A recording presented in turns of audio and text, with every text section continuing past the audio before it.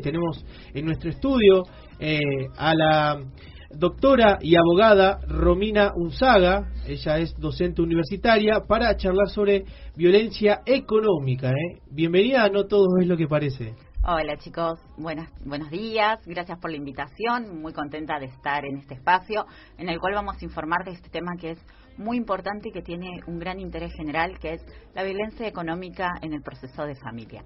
Muy bien, y vamos a empezar, para los que no conocemos mucho de este tema, ¿qué es la violencia económica y a qué hace referencia?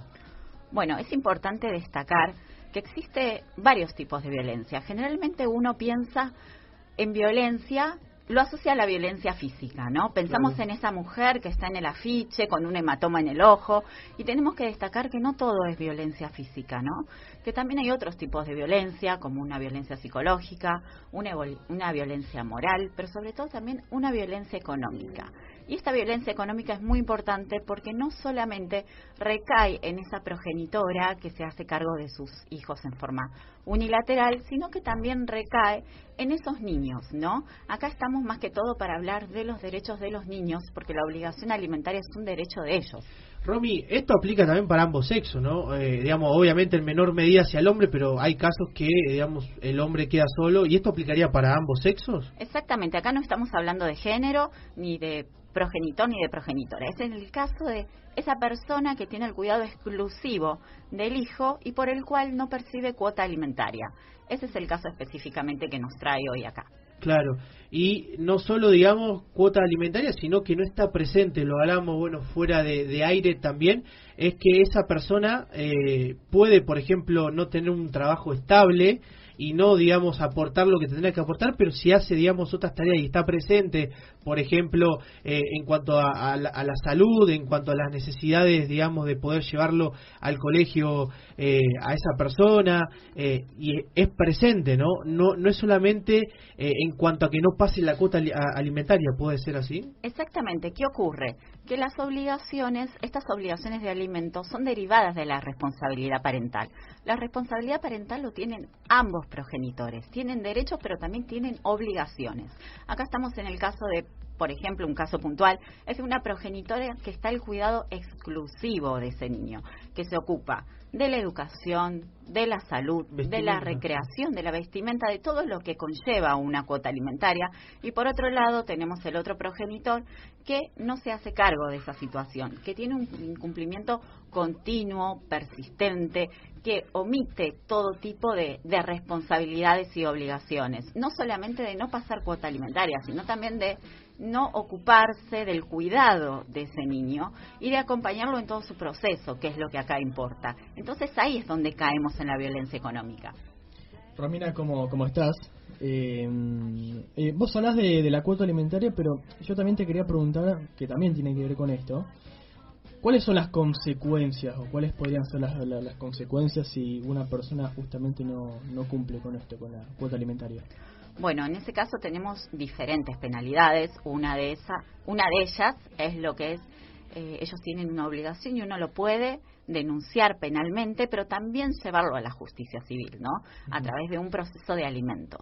Y esto es muy importante y hay que recalcar esto, que los derechos son de los niños, ¿sí? No de los progenitores, porque muchas veces caemos en eso que dicen lamentablemente muchos progenitores: no, yo no le quiero pasar una cuota alimentaria porque la usa para sus necesidades básicas y no para las necesidades de los chicos, ¿sí? Entonces, esto es otro tipo de violencia económica. Entonces, ¿qué tengo que hacer si no me pasan cuota alimentaria y si el progenitor no se está ocupando de ese niño? En primer lugar, tengo que contratar a un abogado de familia, o si no tengo los recursos, ir a una defensoría zonal, porque eso es muy importante, para poder reclamar el nombre y representación de tu niño, ¿sí? Iniciar un proceso alimentario y también puedes hacer una denuncia en el fuero penal por incumplimiento de los deberes de asistencia familiar. ¿Y eso cómo se hace? Por ejemplo, por ahí las personas que no saben, ¿cuál es el proceso? Si vos tenés los recursos económicos, podés acercarte y consultar cualquier abogado de familia que se dedique al tema. Y esto es muy importante, que sea especialista en derecho de familia, ¿sí? Es muy importante porque un abogado de familia no solo te va asesorar, sino que también te va a acompañar y te va a ayudar psicológicamente a sobrellevar el proceso, porque es un proceso largo, es un proceso en el cual se manejan muchas emociones, entonces necesitas tener esa contención para poder llevar adelante el proceso, ¿sí? Y si no tenés los recursos económicos, que también suele ocurrir, tenés las defensorías zonales. Si estás en la provincia de Buenos Aires, tenés defensoría en cada comunidad, que si vos lo googleás, te sale automáticamente, y si estás acá en la capital federal, puedes acudir a Talcahuano 550, en el 8º piso, que tenés ahí la representación de la UBA o del Colegio de Abogados, también de cada zona, que te dan estos abogados gratuitos. Romy, ¿y los términos de la justicia es rápido? Yo me acuerdo que mi mamá en su momento le hizo un juicio de alimentos a mi papá, pero tardó un montón. Te hablo hace 12 años, 15 años atrás. Hoy en día es ¿es rápido el trámite ese? En realidad se trata de que el trámite sea rápido, pero lamentablemente la justicia muchas veces tiene otros tiempos, de los cuales, bueno, el alimentado tiene otras necesidades que se tienen que cumplir en forma más rápida. Pero bueno, lamentablemente todavía tenemos una justicia lenta y muchas veces arcaica, lamentablemente. Pero bueno, depende mucho también de los procedimientos de los abogados y de la forma que llevamos adelante. Por eso insisto en esto de que los abogados sean especialistas en derecho de familia, porque realmente le damos otra visión y otra dinámica a los procesos. Sí.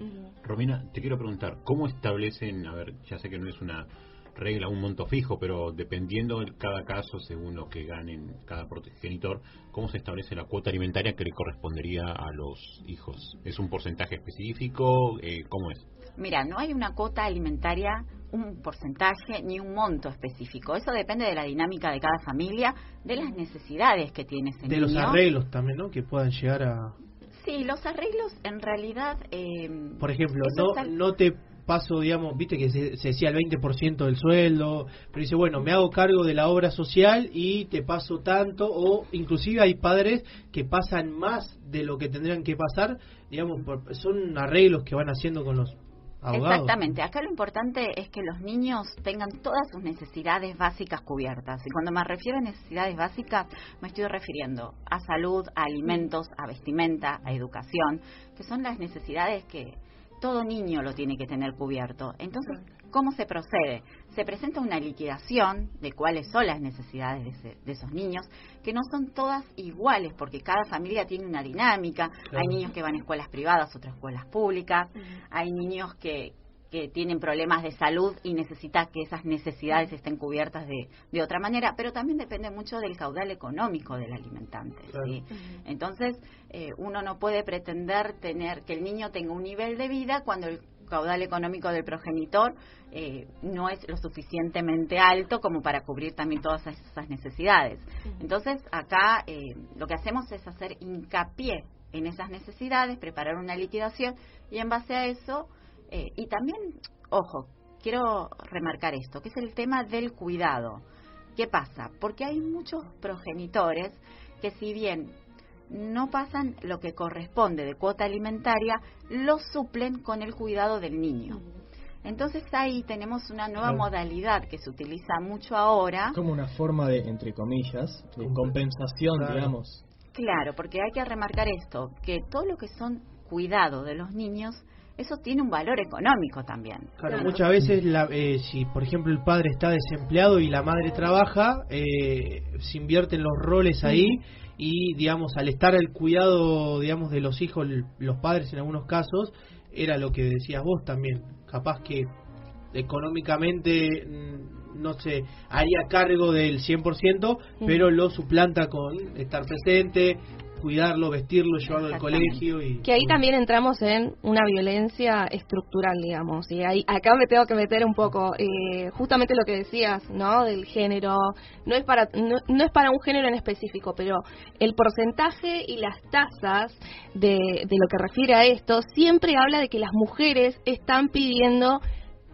la tasa alimenticia, ¿no? La cuota alimenticia a los hombres, y es mayor el porcentaje de mujeres que están esperando eso, porque siempre cae en que el cuidado es de la mamá, la que lo lava, lo limpia, lo tiene limpito y lo lleva al colegio es de la mamá, cuando es una obligación de las dos partes, ¿no? Claro, igual también ahora hay un proyecto de ley que dice que cuando, por ejemplo, son padres, Sí. La mujer tiene ciertos días, obviamente, de licencia, y ahora, digamos, se está llevando al Senado que el hombre también pueda Ya tiene. tener Licencia por paternidad. licencia por paternidad, Sí. porque solamente tenía 2 días, obviamente, para Claro. que esté acompañando, para que ayude a la madre, y porque en realidad también se lo merece. Claro, porque más que ayudar es su obligación, ¿no?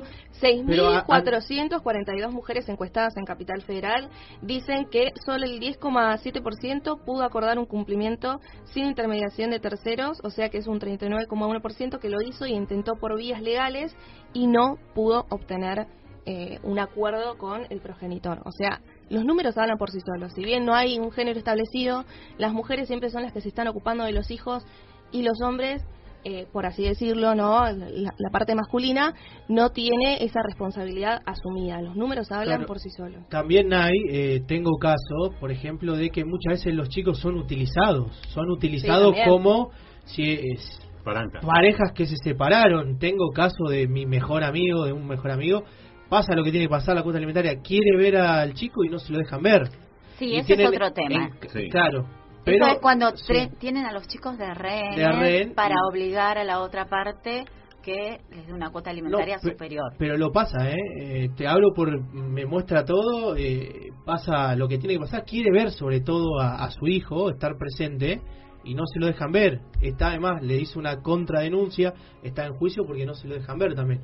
Obviamente será la minoría, pero existe. Eso. No, Obvio, existen muchos casos de eso también, que es otro tema que algún día podríamos hablar, Claro. que es justamente esto de tener a los hijos de rehén para obtener algún beneficio, no muchas veces es económico, sino que buscan alguna atención o tener otro beneficio. Entonces, pero en este caso que nos trae hoy a tema es esto es de esta progenitora que debe suplir las obligaciones de ese progenitor que está ausente, ¿no? Que tiene que buscar todos los recursos y todos los medios, ya sea, tiene que trabajar más, para que una progenitora tenga que salir a trabajar más tiempo, tiene que buscar una persona que cuide a sus Lo hijos. cuide, claro, sí, sí. O tiene que salir a pedir préstamos, ya sea en instituciones financieras o a amigos, a conocidos. Entonces es como que siempre esa progenitora se esfuerza un poquito más, y tenemos el caso del progenitor que es un incumplidor en forma persistente, continua, que hace un abandono de la obligación alimentaria y tiene esa voluntad de incumplir, que ya tiene sentencia judicial y que no la cumple. Es un incumplimiento continuo. ¿Puede ir preso, por ejemplo, si incumple? Sí, por supuesto, puede ir preso. Lo que pasa es que todavía No tenemos va nadie una igual, justicia, claro. sí, tenemos No, una no, justicia que todavía por ese lado falta mucho por trabajar. Falta mucho, y muchas veces la justicia penal deriva estos casos a los fueros de familia, Claro. para que los resuelvan ahí. Vos sabés, Romy, que contando sobre esto, ¿no? Las tasas y demás, en mi provincia, en Tierra del Fuego, había tanta cantidad de gente, de padres, incumpliendo con la cuota alimenticia, que se tuvo que publicar en la televisión local los nombres y apellidos, como para generar un poco de Está ruido, perfecto, sí, porque no respondían, o viste, no hacían eco de nada, no respondían las cartas, documentos, no sé si se manejan de esa manera, pero no daban respuesta, o se declaraban insolventes, ¿puede ser? Sí, puede ser. De hecho, tenemos otros mecanismos para obligar, o tenemos hoy en día un registro de deudores morosos también, en el cual se inscriben a esos progenitores que no abonan cuota alimentaria.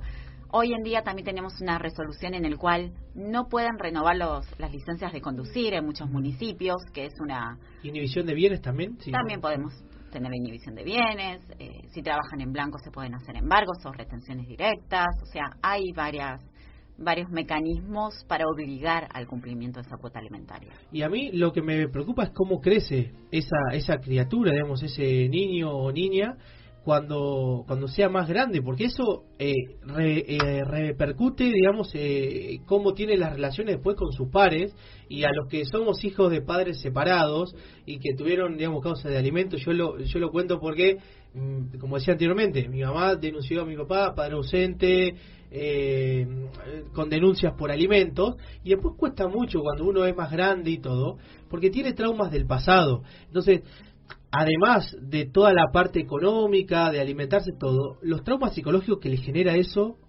a los chicos, eso reentablar la sí. confianza con los padres o para sus relaciones a futuro, o sea, pensando que no me quiero casar porque voy a tener un matrimonio arruinado igual que mis padres, o esos temores o traumas de la niñez, como decía Juan Pablo.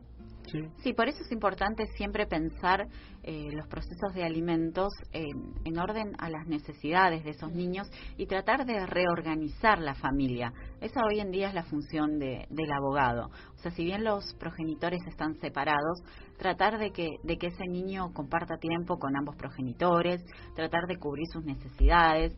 Entonces, eso lleva a una reorganización familiar después de la separación. Ese es el objetivo hoy en día. Perfecto. Romy, ¿cómo hace la gente para poder contactarse con vos? O sea, si está escuchando y tiene, por ejemplo, alguna duda, alguna consulta y quiere preguntarte, por ejemplo, ¿tenés redes sociales para poder comentarle a la gente? Sí, exactamente. Pueden dejar sus dudas o consultas a través de mi WhatsApp 116-544-6832 o a través de mi Instagram abogada.enred. Muy bien, ¿actualmente te estás encontrando en algún medio para que la gente, digamos, pueda escucharte? No sé si tendrás, por ejemplo, algún podcast que hagas, porque es muy interesante el tema este. Sí, ahí en abogada.enred todos los días estamos informando, subiendo información, reels, todo lo que conlleva todos los temas de familia, no solamente las cuota redes alimentaria. sociales también ayudan, ¿no?, para difundir y para dar más información. Exactamente, todos estos espacios son muy valiosos para que la gente pueda conocer sus derechos, porque volvemos a lo mismo, estos derechos son derechos de los niños, no de los progenitores. Entonces, lamentablemente, porque bueno, la justicia lo establece así, en estos momentos el que tiene legitimación para acceder a la justicia es ese progenitor que está al cuidado del niño. Entonces es importante que se difunda esto y que cada progenitor pueda salir a defender los derechos de ellos. Tal cual. Bueno, te queremos agradecer enormemente por tu tiempo. Esperemos volver a convocarte, que nos comentes, digamos, cómo viene todo esto. Y también, digamos, que si la gente quiere comentar o quiere dejarnos algún mensaje también en las redes sociales para que puedas estar contestándolo, bienvenido sea, ¿no? Les agradezco a ustedes mucho por el espacio. Es un placer estar acá, es un placer poder hablar de estos temas que interesan hoy en día mucho a la sociedad y aportar un poquito desde nuestra profesión. El placer es nuestro. Hasta ahí, Romina Unzaga, abogada y docente universitaria.